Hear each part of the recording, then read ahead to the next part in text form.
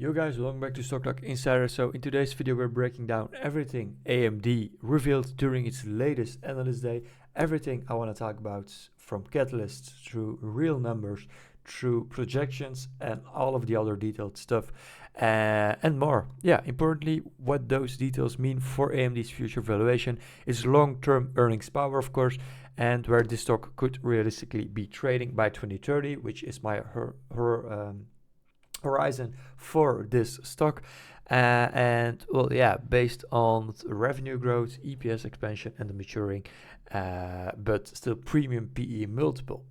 This is not hype, this is a fundamental based breakdown driven by AMD's own guidance combined with realistic valuation math.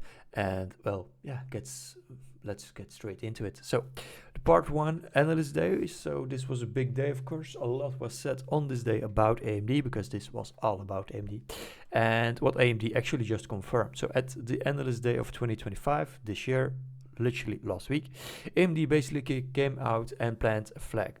They want to be one of the global leaders in the AI infrastructure. Here's what they told investors. So the revenue growth outlook was the following. Total company revenue expected to compound at 35% per year over the next 4 to 5 years. Data center revenue expected to grow 60% CAGR, by far the fastest segment. The long-term EPS goal, well, AMD publicly stated their targets of non-GAAP EPS above $20 per share within 3 to 5 years. And you have to know that with the way that Lisa Su already worked with AMD, her whole profile, where she stands for, she's actually very reliable on things. She's not a stock pumper. She's literally doing what she's saying she is doing and will do. So she's not a pumper and is actually really reliable on what she says. So if she says $20 per share on EPS with her whole board, then that is probably what we will get. And it's not only an expectation, but it will be reality probably. So this is one of the most aggressive profit targets AMD has ever communicated, of course. And third, we have also the trillion compute market opportunity. AMD believes the total addressable market for AI and HPC cloud compute will reach $1 trillion by the end of the decade. They are positioning themselves to be a top 3 AI infrastructure provider alongside NVIDIA. And if they execute,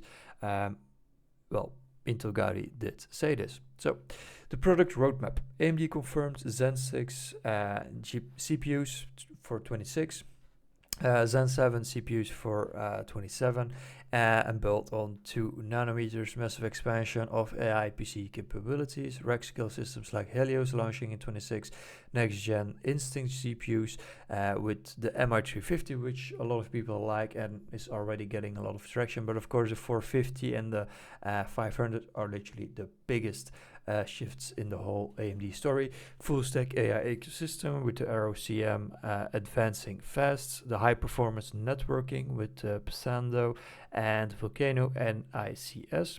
This is a multiple front expansion into every major area of future compute. And well, taking this in the part 2 of the video, we have the growth drivers and why AMD could actually hit these numbers. Well, as you see, we have a PE of 85 right now, but that's something for soon. Just taking this as a view for you to look at while I'm saying what I want. Well, here are the catalysts that justified aggressive financial projections. So AI accelerators adoption with the AMD's MI300 and MI400 systems are gaining traction with OpenAI, with the very big announcement of the 6 gigawatt planned deployment, Meta, Oracle Cloud, Tesla, Microsoft select workloads. And all of these companies are very big companies with hundreds of billions of dollars. And of course, a company like OpenAI still only does 20 billion a year, but it's growing and expanding very fast and will probably hit 100 billion of revenue in the coming years. And if AMD captures even 10 to 15% of the AI's accelerator share, this alone is tens of billions in annual revenue potential. The rack scale systems, the cloud providers increasingly want complete systems, not just chips. And AMD is moving toward the following 4 things: full AI servers, integrated networking, advanced packaging, custom accelerators. And this increases revenue per customer, of course, and locks in multi-year partnerships. the AI PCs and client recovery, led by the Zen 6 and the Zen 7 as talked before, the Ryzen AI processors, and the Microsoft Copilot Plus features baked into the hardware. So, AI PCs are expected to be a multi-hundred million unit market by 2030. And well, going to the fourth and the last is the embedded and automotive. The Xilinx integration is finally scaling after acquiring it. The FPGAs, the automotive inference, the industrial compute, and the communications and 5G is what we're talking about. The segment is highly profitable and sticky, and if it compounds up to the upside, that profitability expands in broader numbers. So, going to the part 3 of the video, we of course need to put some math and a projection behind all of this, and that's that there is a clean version of the projection using realistic revenue growth with a CAGR of 35%, as they said on the Analyst Day, and AMD's expanding margin profile. So this is my projection. As we said before, Lisa Su is very reliable, and if she says $20 of EPS, she will probably get that, and probably even sandbagging and going above it. But if it does not happen, we need to take that into account, that we may have $17 to $18 of EPS. But in my last video, I did even only, what was it, $12 to $13 of EPS, I think. So going to 17 and 18 is already a very big one. But taking $20 EPS also. So if data center adoption and systems scale or scale faster, 20 to 25% operating margin is the thing. But of course, the base case lies around or slightly below the $20 of EPS. But yeah, it's very possible if you look at the whole story of AMD. So the valuation, where is the stock and where could the stock trade by 2030? Right now, AMD trades at around a P of 85.5, as we said, but that's based on an early stage AI ramping and massive forward expectations for now. By 2030, AMD will probably be fully scaled, margin expanded, deep in the AI infrastructure ecosystem, a mature, profitable, multi-segment compute platform. A realistic mature AI leader valuation is around 40 times PE. So this is what Microsoft and Nvidia trade at when in strong growth environments. And now let's calculate price targets. So taking the very, very low base case, we have now the 17 to 18%, $17 to $18 of EPS. This brings with 17 it to 680, and with $18 of EPS, it brings it to $720. Base case price target by 2030. So very base case is actually $680 to $720. But they are talking that $20 of EPS can also be hit by 28 or 29, and that would be sooner than the 2030 expectations, of course. Which brings the stock in 2030 probably above $800 in base case. Then the bull case, which actually is, now I'm making the video probably more my base case. If you see all of the catalysts and all of the integration that AMD is doing and all of AMD put it together, this is actually my base case.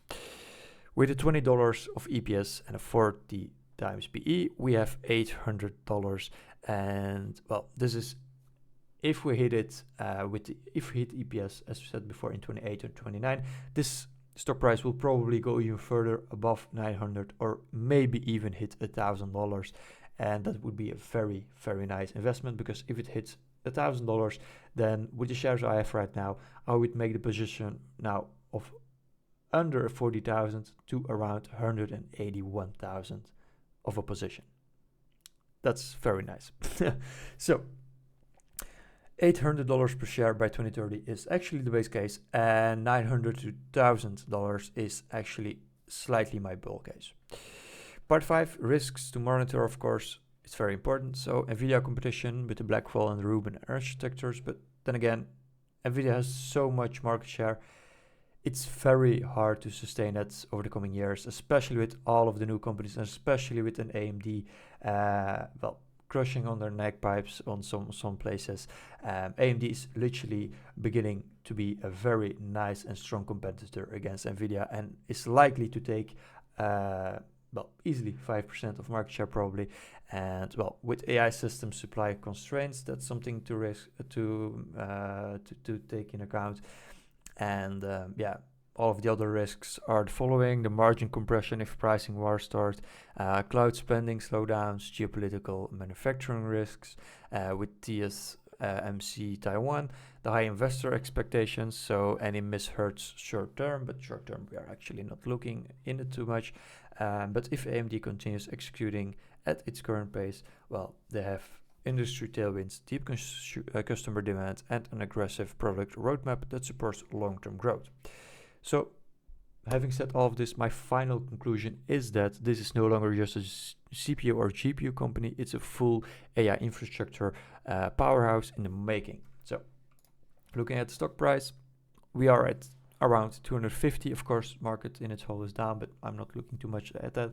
I'm looking at the fundamentals of this company and all of my other positions, and looking 5 to 6 years further from here. With 35% of revenue CAGR, AI acceleration scaling, rack scale systems, since Gen 6 and Gen 7 roadmap, the ROCM ecosystem expanding, strong partnerships, data center TAM exploding, AMD has a real and credible path to $20 of EPS by 2030, which brings stock to $800 in the base case, actually in my base case. And this decade belongs to AI and AMD, of course. And it is AMD that is positioning itself to be one of the few companies that power the infrastructure behind it. So yeah, I want to thank you guys for watching this video.